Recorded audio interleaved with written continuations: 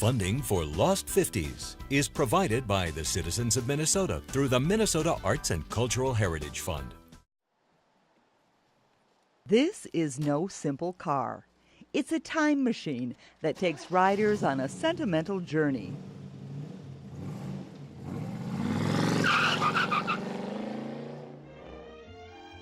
America in the 1950s was marked by optimism, where young families found opportunity and new technologies made the future seem unlimited. The era seemed so prosperous. People with good paying jobs, steel plant jobs, mining jobs, were able to afford cabins, boats, cars. Yet the 50s were also a time of trepidation, with the Cold War and the threat of nuclear attack in the background of everyday life. And the two fighter squadrons at Duluth were both armed with nuclear weapons. Northern Minnesota played an increasingly important role in the nation's defense system, a fact most local citizens were unaware of. Times were changing, with rock and roll music, drive-in movies and restaurants, and an increasingly mobile society. But the kinds of things we did were very 1950s. So I guess people can think that everything they read about the 1950s, a lot of it's true.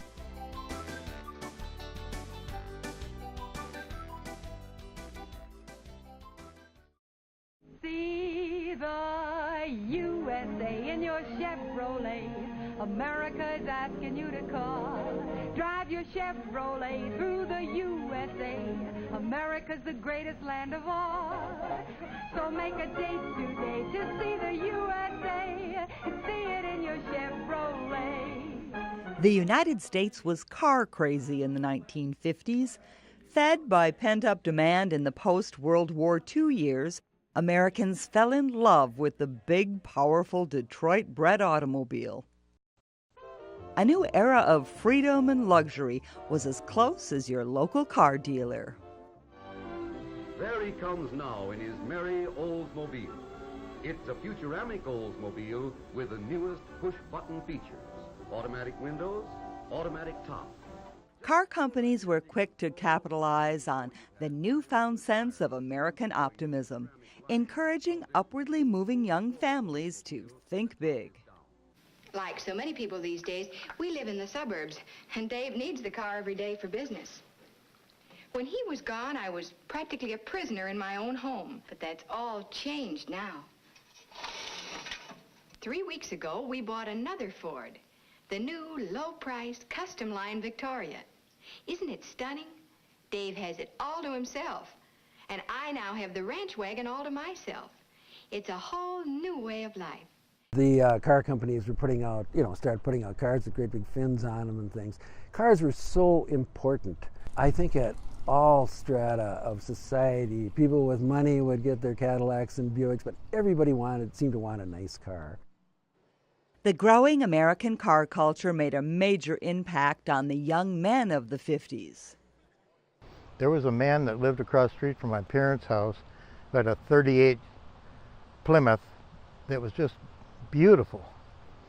And I just asked him, why do you always wash and polish your car? And he says, pride of ownership, Walter, pride of ownership.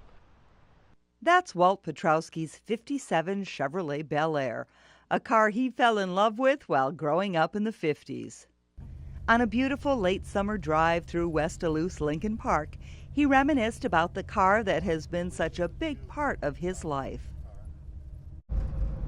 And I was lucky enough to have a new car when I was young, and I always wanted it back again, and the opportunity came and I bought it. And it'll be with me until I'm no longer around. Too many wonderful memories. I love driving it. I love the feel. It puts me back in my childhood again, in my mind's eye. Today, nostalgia toward the golden age of American automobiles remains strong. And these works of art in steel and chrome still turn heads and stir emotions. They do have a character of their own, Whether it's a Chevy, Ford, anything, they all had their own character. Everybody knew what the cars were, the years, the makes, the models. I get more fun out of having people look at my car and enjoying it as much as I do. You know, I'm not in it for showing off or anything. It's fun when you go to a restaurant, you look out the window and people are standing there taking pictures. At car shows like this one at Gordy's in Cloquet, many of the vintage vehicles have a direct connection to their owner's formative years. And that makes a good old-fashioned drive-in the perfect place for car lovers to gather. Gordy, for years, has had the old-time cars come in to kind of celebrate him taking over the Rip Your Stand back in the 50s. And so he just keeps it going every year. The local drive-in was a popular destination for the newly mobile teenagers of the 1950s. And Duluth had a couple of places that attracted the young crowd. There were two major drive-ins in Duluth for young people in the 50s. One was the A&W, now called A&Dubs. It still operates down by the Yordogs. And and the other was the London Inn on London Road. It usually moved from one drive-in to the other, from A&W in the West End by the Yordogs, out to Ritchie's Drive-In by Morgan Park, out to where Lemon Drop Hill is now. There was a drive-in there. It was like a bunch of amoebas going around through town. Oftentimes with very, very loud mufflers. And, you know, they were just in there showing off their cars and making circles. Young men in their cars seemed to gravitate to the drive-ins, a place to show off their fancy rides to the girls. And the cute car hops likely kept them coming back for more burgers and shakes. In fact, girls and cars were probably the top topics when the guys got together at their car clubs back then. The club idea was to help people in need, other drivers. Somebody had a flat tire, we'd stop and change it for them, or whatever they needed, we'd take care of it.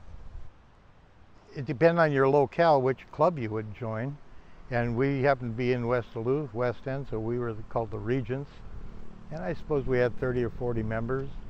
A lot of the guys didn't have cars, but they still came down and hung around the garage.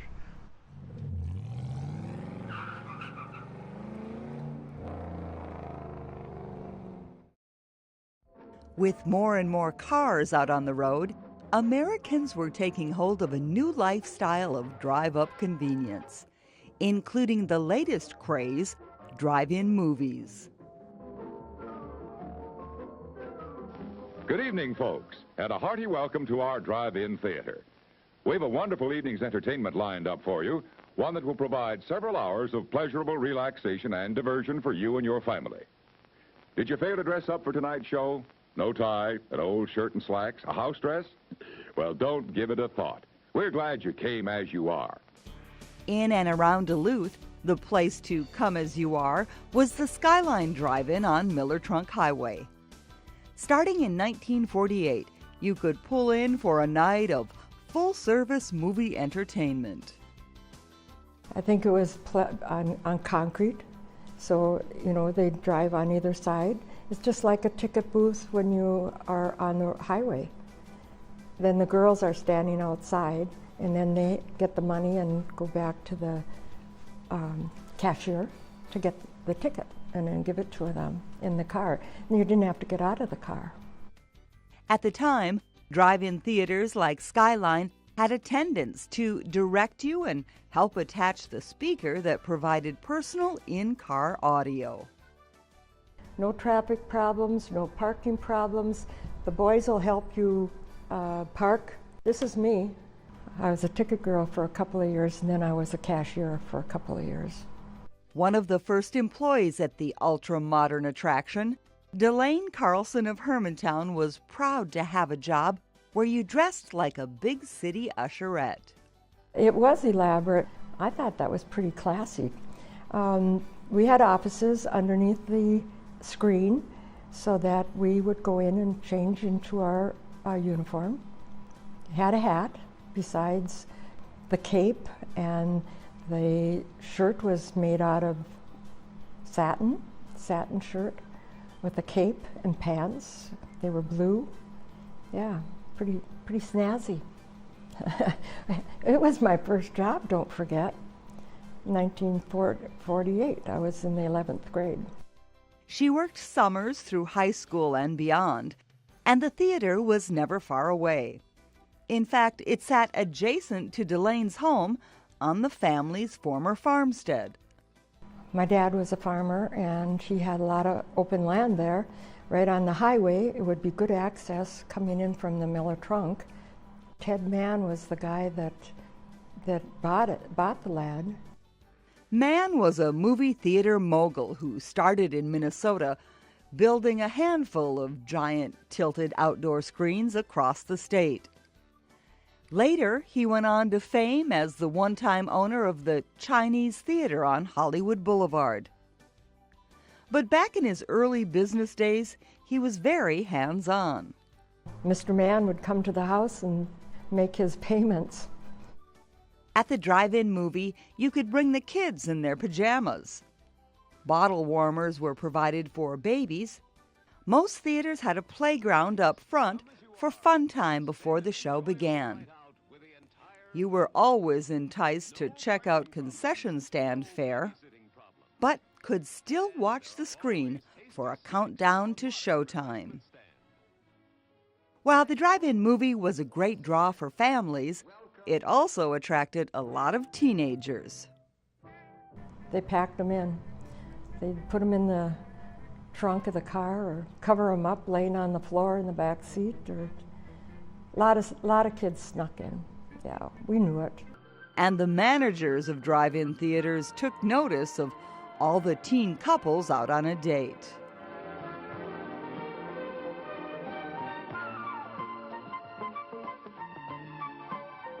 As the years went by, Skyline made changes and upgrades, but like most drive-in theaters across the region and throughout the country, it too succumbed to the new habits of audiences. The final film was projected on the big outdoor screen at Skyline Drive-In Theater in August of 1986.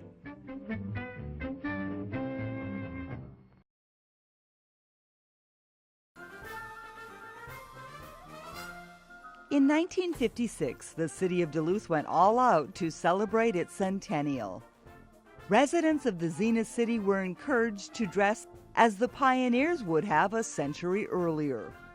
And facial hair was encouraged among the men of the city. All manner of celebrations went on in Duluth, and the men, women, and children got into the act, and we all grew beards. The men grew beards, that little Van Dyke, little goatee. It was a huge, huge event all summer long. Churches and schools and businesses all over town did different things on their own to commemorate the 100 years anniversary of Duluth. One of the highlights of the year was a parade featuring marching bands from every local high school, including Morgan Park. And of course, there were beauty queens, familiar Zenith City businesses, and a float powered in a most unusual manner. The Twin Ports Oilmen's Club float was pulled by a pair of bears, a sight many parade watchers would recall with wonder years later. At the dawn of the 50s, companies were prospering.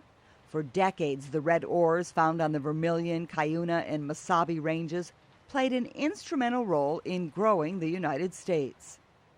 Iron ore unlimited in the Lake Superior ranges that have furnished 3 billion tons of ore for its most brilliant century. 3 billion tons to make 80% of the steel that built this nation. But there were storm clouds on the horizon for the region's cornerstone industry. But more and more, the troubled questions buzz around the state. Can it continue?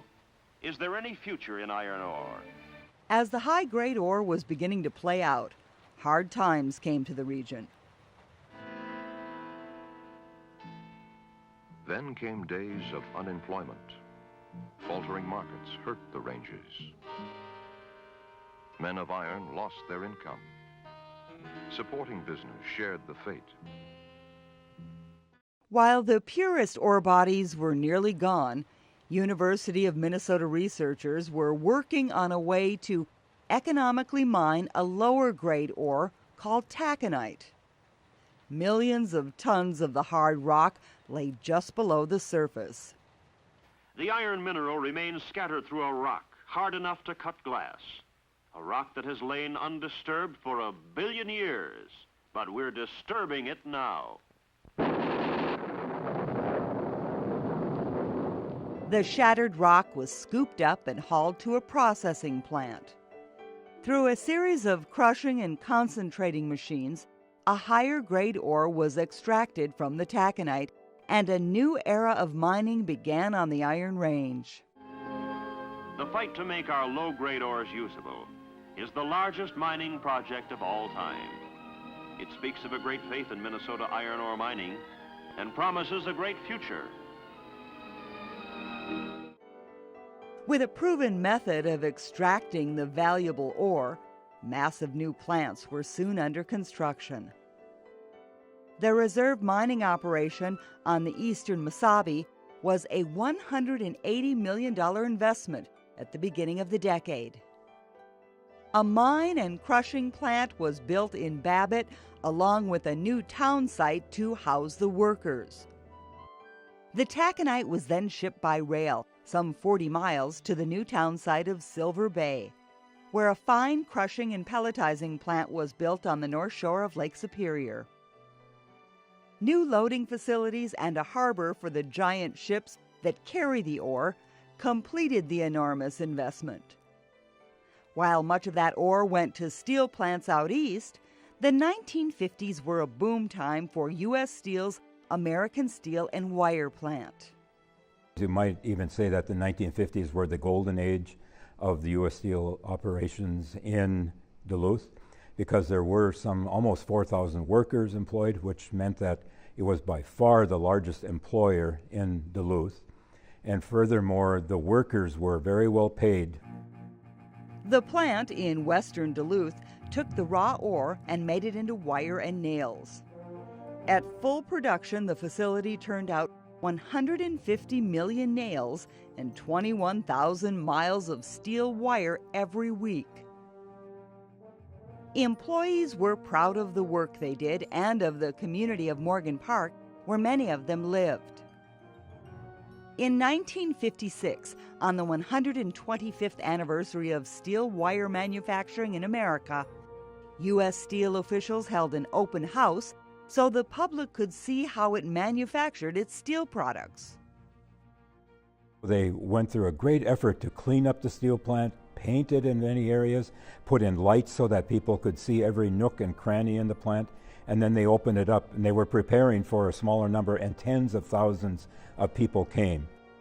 The open house was a high point in the history of the plant because soon it would be struggling. With U.S. Steel unwilling to invest in the aging plant, its final days were marked, and the facility was closed in stages beginning in late 1971. But the great industries of iron mining and steel weren't the only ones making products in the region.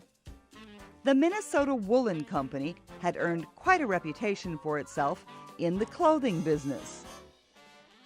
With products made in Duluth and delivered directly to the customer by United States Mail, it was an impressive operation. Order envelopes which come from all over the country. Sack after sack after sack. Minnesota Woolen was the largest direct-to-consumer clothing company in the nation and employed hundreds in Duluth and hundreds of salespeople across the U.S. The company did such a high volume of sales that the post office had to put on an extra evening shift to handle the parcels from Minnesota Woolen.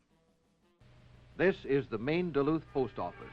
This is a building your company helped to build, and it is due to the tremendous volume of business of the Minnesota Woolen Company, of which you as a part, that we have such a large post office in the city of Duluth.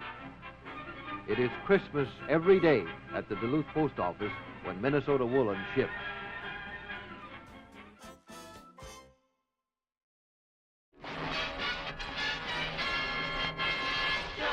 WEBC, Channel 56. Gathering round the radio to hear a favorite program was a nightly ritual in American homes, and the place to turn your ear for news updates during World War II. We interrupt this program to bring you a special news bulletin. The Japanese have attacked Pearl Harbor, Hawaii by air, President Roosevelt has just announced. Post-war, the radio remained essential, even as America and the world was quickly changing. Men like Glenn Maxam were returning from duty overseas and looking for work. When I came here, it was right after getting out of the military service and after having served in Japan in Armed Forces Radio for a year and a half. And I found that at that time, the economy in general was very poor in Minnesota, everywhere. And so jobs were very hard to find. With broadcasting experience earned during his stint in the military, Glenn landed a job at a struggling Twin Ports radio station. What had once been a wonderful station, WEBC, the biggest north of the Twin Cities and the best, it was deteriorating. WEBC's studio was located in the old Palladio building on Superior Street in downtown Duluth. Not long after Glenn came on board, a change in management signaled brighter days ahead. Bob Rich had taken over the station operation, and he got it going again. And Bob came up with the idea that many will remember of the traffic tower, which was a glass enclosed structure on top of the WEBC building overlooking Superior Street. And I thought that was a brilliant idea. The announcer could tell exactly what's happening with the weather. You know, oh, here comes the rain. Well, otherwise, almost in every other station, there's no window. Radio stations like WEBC and their chief competitor, WDSM, kept listeners up to date with the latest information. But in the early 1950s, a new technological marvel was about to change American habits permanently. This little rectangular box with the funny antenna on top matched moving pictures with sound. The television would soon have a profound impact on the American way of life.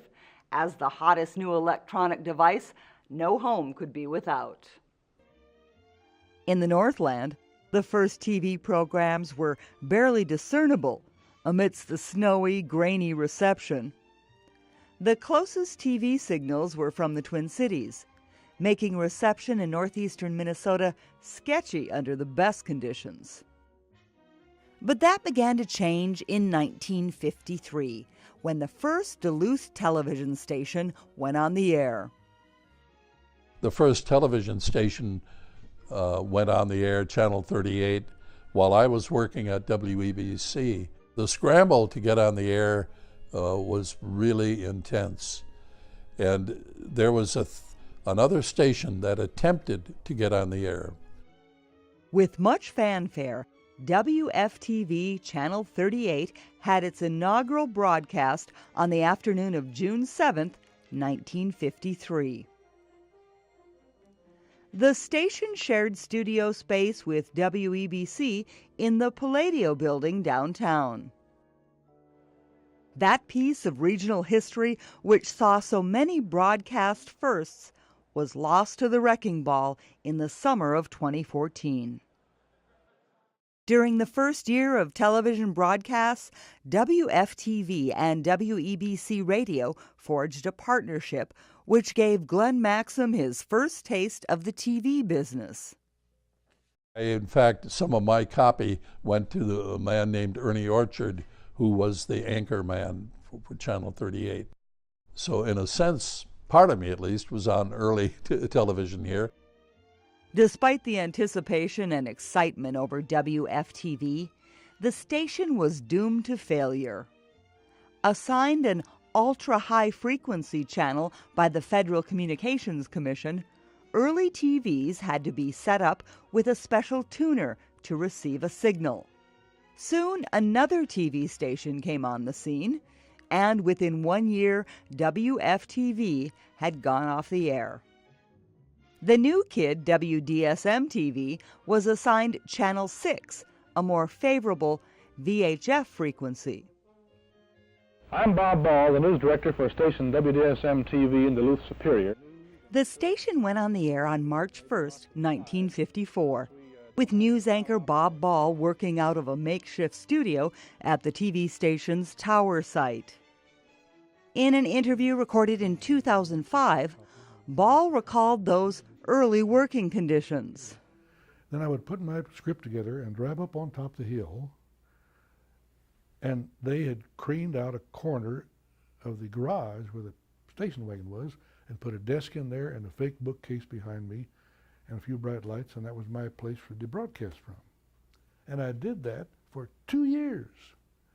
This rare film footage from WDSM-TV in the mid-1950s allows a glimpse into the early days of television news. We're not a big outfit like some of the mammoth TV plants in the Twin Cities with scads of cameramen and thousands of dollars worth of gear. I'm a one-man news department as far as writing is concerned. Do all my writing for the 2 news shows a day, 6 and 10 p.m., 5 days a week. In those early years, WDSM-TV was licensed in Superior, Wisconsin, requiring some of the news broadcasts to originate from a studio there. Sometimes I'd go to Superior and do the job over there, but that was in the days when the bridge would open up and let marine traffic in and out, and sometimes I'm sitting at the edge of the bridge, it's open, it's 5 to 10, and I can't get into Superior to do it from the Superior studio. Experienced newsmen like Glenn Maxam were in demand. After reviving WEBC Radio, new WDSM-TV owner Bob Rich asked Maxam to move to television. He wanted me to come over there and be an anchor man. Well, I hadn't a day experience in a studio. So I left radio on a Friday. Monday I'm on the air as an anchor man. With the growing success of VHF TV stations like WDSM and KDAL-TV, viewers across the region were buying televisions and getting the news in a way only television could deliver. We give the basic facts of many stories, covering as much ground as possible in each show. Then, of course, we use the sound-on-film clip and the live interview, and thus do what only TV can do, bring the dimensions of sight and sound and motion to the news program.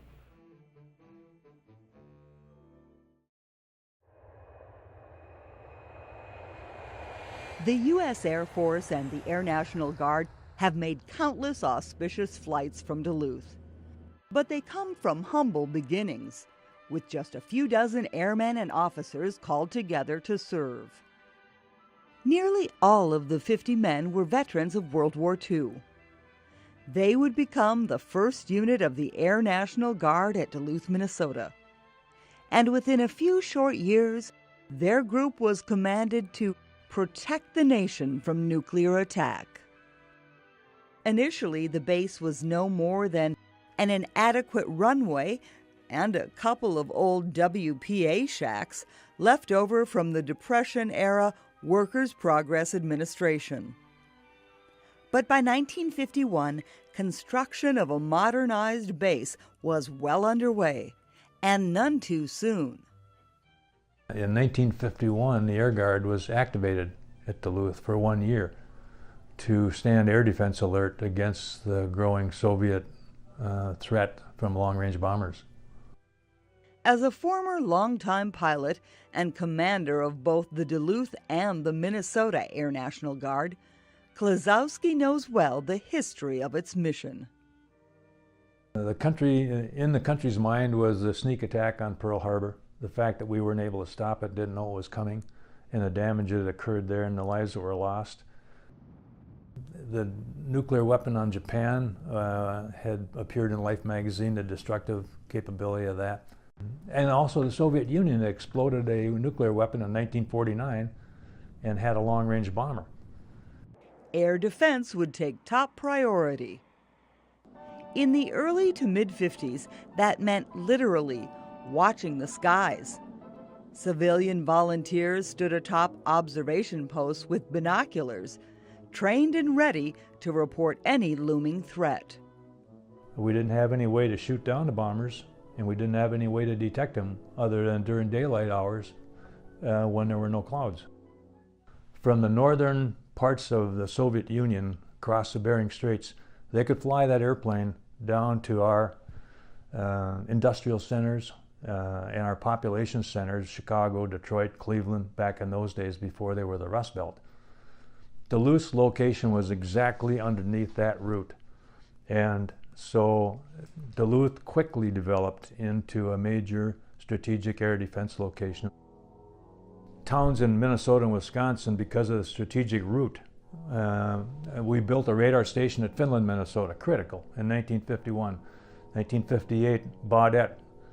There were radar stations at Calumet, Michigan, Wadena, Minnesota, Rochester, Minnesota, Houghton Hancock. And prior to the Sage building, each of those radar stations fought the little air battle in their area within a 200-mile radius. The Air Force base at Finland was staffed by more than 100 guards over the course of its operation, and some 350 people lived in the often frigid remote post during the Cold War. But the human element would soon be helped along by the very latest machine technology. Today, we must be on guard in the sky when it comes to protecting our resources. The national resources that are so precious to us.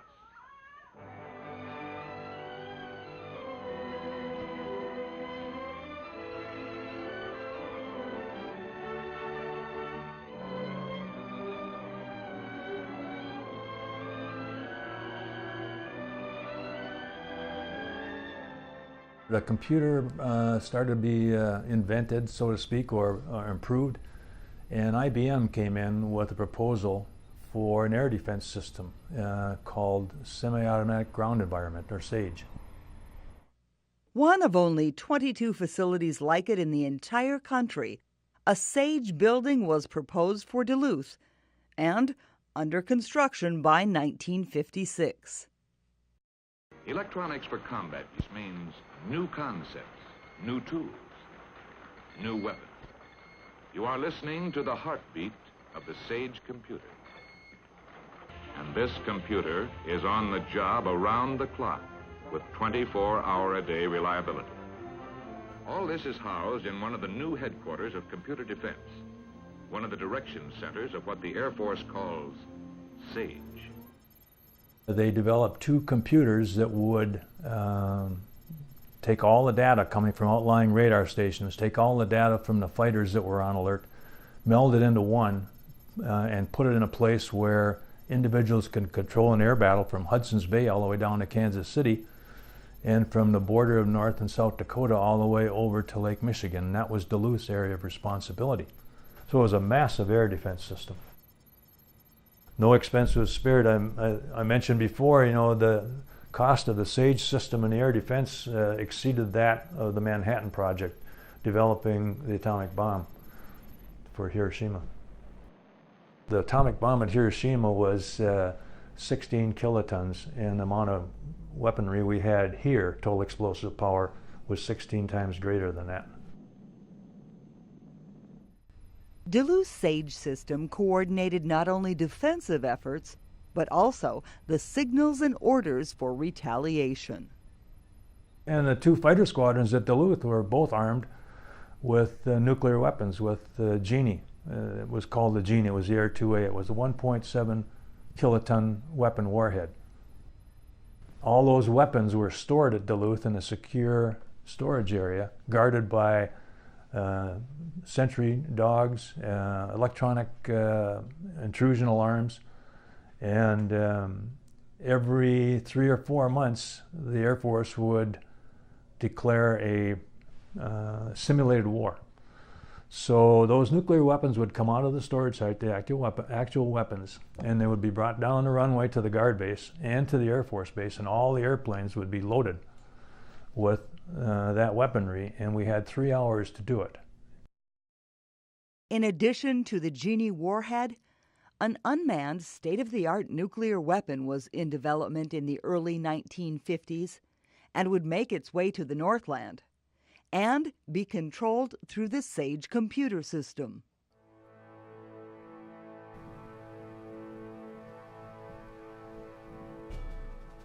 On a wooded ridge just north of Duluth and not far from Lake Superior, a unique facility was being built to house some of the world's most advanced anti-aircraft missiles.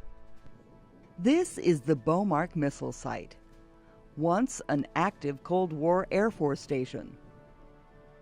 Some 50 years later, the 28 individual launch shelters that held the world's first long-range missiles sit neatly intact in orderly rows. Each was constructed with heavy-grade steel and cement and engineered with hydraulics to hold and, if need be, to launch a supersonic, combat-ready missile. The Beaumark is a defense missile that can be fired by remote control from hundreds of miles away. Its accuracy is incredible. A hangar opens. A supersonic Beaumark ground-to-air interceptor missile is set in firing position. The Beaumark climbs skyward from its launcher.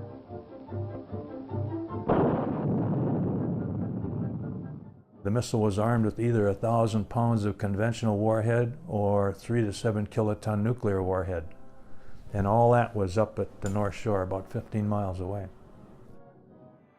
So you would have somebody come from downtown, a civilian, his neighbor would never know that he was pulling nuclear alert. Well, there were 1,000 people in Duluth associated with the Air National Guard that were involved in that critical aspect. Do you think the general public was aware of that? Totally unaware. Totally unaware. And that was the way it probably needed to be. Given the times, we were having our disagreement with the Soviets in many, many areas, and the public was more aware of the tensions in the world at that time, but they were not aware that Duluth was such a key part of that Cold War. The former Sage building has been reconfigured and now serves as a natural resources research facility for the University of Minnesota Duluth. The former Beaumark missile site is now a manufacturing and warehousing operation.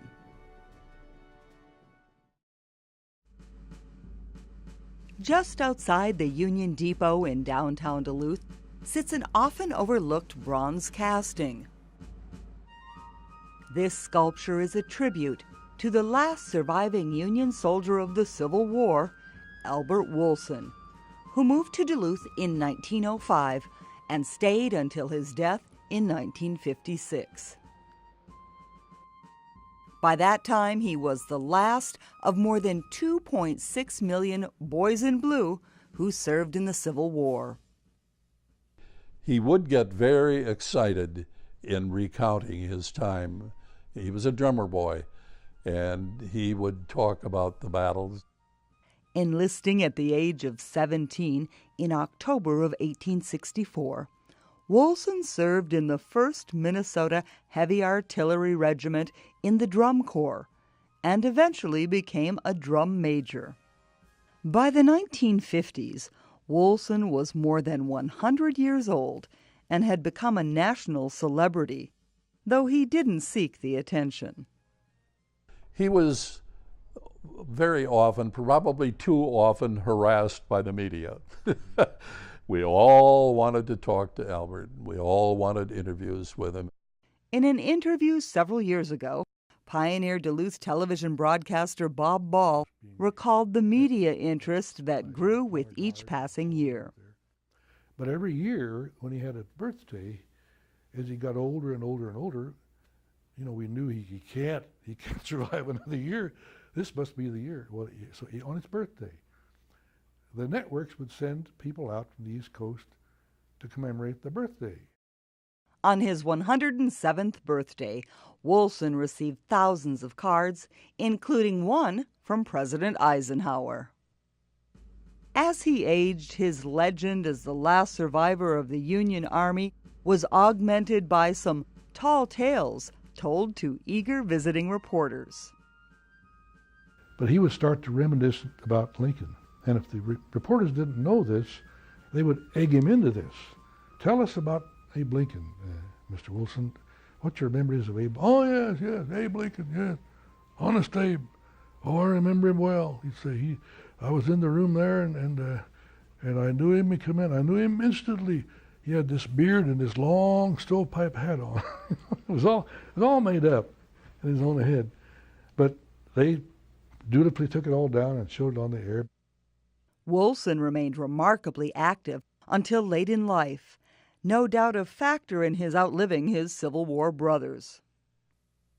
His daughter told me how active he was all the years leading up to that point, and she said that when he was 100, he was up on his roof shoveling the snow off.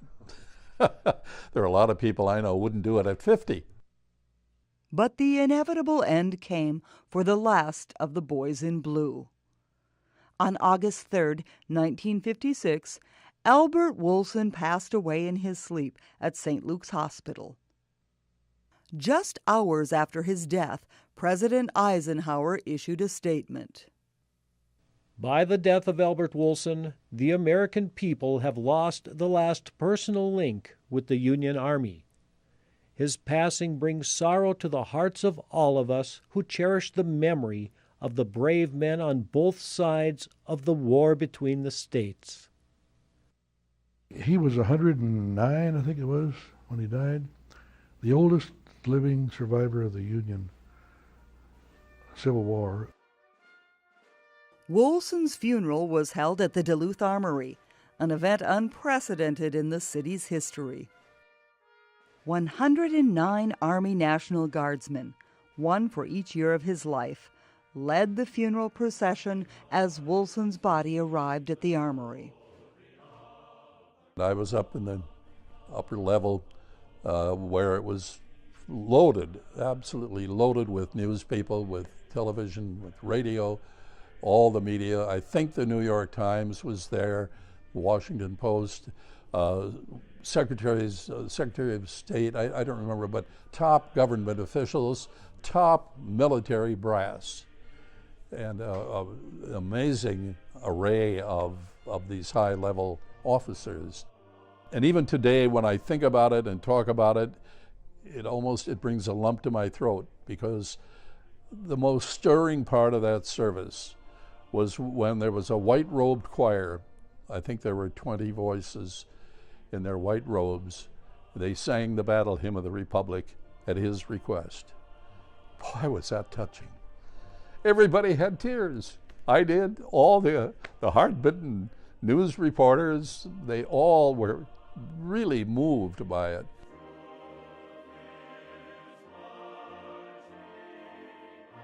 Following the service, Wilson was saluted with a military flyover, and then the funeral party proceeded to Park Hill Cemetery.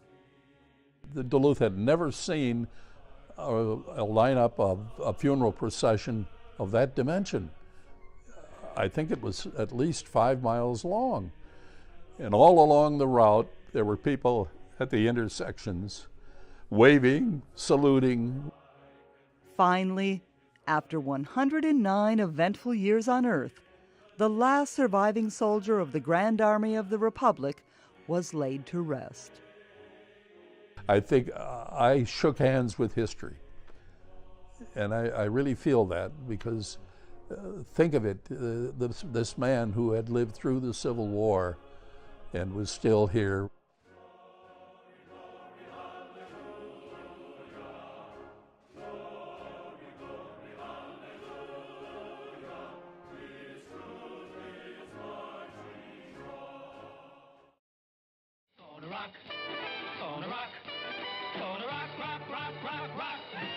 Across the nation, as well as here in the Northland, the music of the times would alter the tastes and habits of young people and hugely influence their lives. The change was transformational. The 50s are split right down the middle as far as I'm concerned. Before that, it was Patti Page singing Allegheny Moon, and then Elvis right after that. And, well, goodbye, old America. We were dressed up and it was fun. Dressed up compared to what someone might wear as a teenager to a dance today. On the Iron Range in Hibbing, they set up a youth center for the young revelers. We went to what was called Teenage, and that was at the Hibbing Memorial Building. And that was a new big deal in the recent years, where they'd have a particular area of the memorial building where they had teenage dances and gatherings and really fun times. There were few organized activities then, so kids would drive their cool cars and stroll up and down the main drag of Howard Street, or hit the scene for dancing and live music. They would bring people in, but there would also be a lot of high school kids playing, and that was every Friday night. You went to, quote, Teenage. And Bob Dylan's band played there quite a bit. Susan was a classmate of the music icon, who was known then as Bobby Zimmerman, and played hometown gigs with a band called the Golden Chords. At one particular event, Dylan and the band were the featured entertainment for intermission. From all across the region, young people also made their way to bigger venues, like the National Guard Armory in Duluth, to see some of the greatest acts and entertainers of their time. Well, the Armory was really the center of the community for a number of decades, from when it was originally built in 1915 through the 1960s. Patsy Cline, Johnny Cash, the Beach Boys were here, John Philip Sousa was here, Bob Hope was here, Sonny and Cher were also here. After a long and storied history, the Armory was shuttered in 1978 and fell into disrepair. The aura of this as a renowned site for celebrity performances might be hard to imagine today, but for local historians and disciples of music, this has become a place of hallowed ground. That's largely due to a concert in January of 1959, one of the biggest teenage music shows the Northland had ever seen. The Winter Dance Party, and it was Buddy Holly and the Crickets, the Big Bopper, Richie Valens, and it was brought by the Lou Latto Bandwagon, and I'm sure it was a sellout, packed crowd. And it was a very fun, exciting evening, and a whole big slew of people from Hibbing were there. And as we did turn out for a lot of things there. Buddy Holly was an incredibly talented rising star when he played in Duluth. Buddy Holly was getting really big. He was on his way up. We were lucky to get him. Girls were screaming and all of that. And I couldn't figure out why. Who's this kind of geeky guy in like big horn-rimmed glasses? But he had good music. Just 2 days after the Duluth Winter Dance Party, Holly, the Big Bopper, and Richie Valens were killed in a plane crash in what became famously known as the day the music died. But the music did live on through Hibbing's Bob Dylan, and that gathering at the Armory is part of the reason why. That night, a young Bob Dylan made his way to the front of the stage. Dylan later recounted the experience in a speech at the Grammy Awards while accepting for Album of the Year in 1998. I happened to be watching the Grammys that night, and what he said was, this album had Buddy Holly, I'm paraphrasing, of course, Buddy Holly as my muse. Dylan's exact words were, "I went to see Buddy Holly play at the Duluth National Guard Armory. I was 3 feet away from him, and he looked at me. I don't know how or why, but I know he was with us all the time we were making this record." Dylan's memories of that fateful night in 1959 have ensured that, despite the passing of time and the untimely death of some great talents, the Winter Dance Party will not be forgotten. for me, it just gives me the shivers just to be on the stage and to know that, there were, 3 Rock and Roll Hall of Fame, musicians on this stage, and one out in the audience being inspired by, what was happening here. It just really is a moment in rock and roll history. Efforts to restore the Duluth National Guard Armory as the Armory Arts and Music Center are ongoing.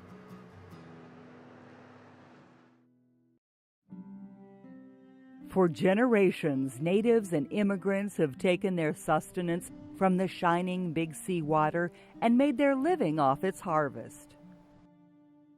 There have been several commercial fishing operations along the north shore of Lake Superior. The family of Walt Sve runs one of them. Walt's father came from Norway. Walt himself has spent most of his 86 years flying the Great Lake, at times with great success. They settled here for the commercial fishing, mainly herring fishing. Between my dad and Leonard and I, many days we had a ton of herring. One day, that was in 52. That's when we had our biggest lift. I came in with 2,200 pounds in my boat alone, and they had 1,700 each. And that's one day's catch. But that bounty was not to last. By late that decade, the weight of their nets had lightened dramatically. Sve says the taconite operation just north of his home was mostly to blame. When reserves started dumping their tailings in the lake, that's destroyed the fishing. It was 30 years they dumped in the lake, and it was about 25 years that we never got a herring out here. Early on, commercial fishing outfits had found ways to supplement their seasonal income with vacation cabins. In 1932, the Sves began building cabins just south of the Split Rock Lighthouse. And it was the commercial fishermen that started the resort business for a little extra money. Right after the war is when it really got busy, because people had money, they had gasoline, and could get a car. Vacationing Americans were helped along by the new attention to bigger and better infrastructure. In 1956, President Eisenhower signed the Federal Aid Highway Act, creating the U.S. interstate system.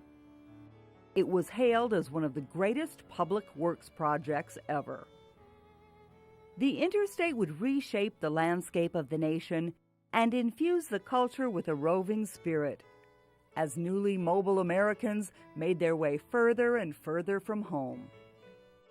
We took a lot of trips back in those days, cars with no air conditioning, 8 people in the car, squished in the car. I had 6 sisters and a brother, and we were always fighting for the motels with a swimming pool. But yeah, those were the good old days. Like the Andersons, many were packing up the car, heading east and west to explore the countryside both near and far. Soon, middle-class families were taking annual treks to places like the North Shore for both respite and recreation. Tourism in these parts has been booming ever since. At Split Rock Cabins, vacationers and their families return year after year. Walt Sve is still fishing and out on the lake every day. Parents came, of course they've probably been gone for years, but then their kids come, now their grandchildren come, and now even some of their great-grandchildren are coming. I never get tired of it. I thank God every day that I can live in a place like this. And it's such a beautiful plot. It really is. The whole North Shore is beautiful. And I don't think there's any place I'd rather live.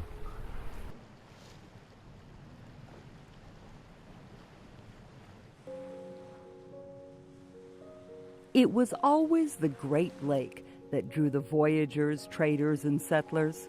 But there were those who hoped to see the pull of the inland sea become even greater.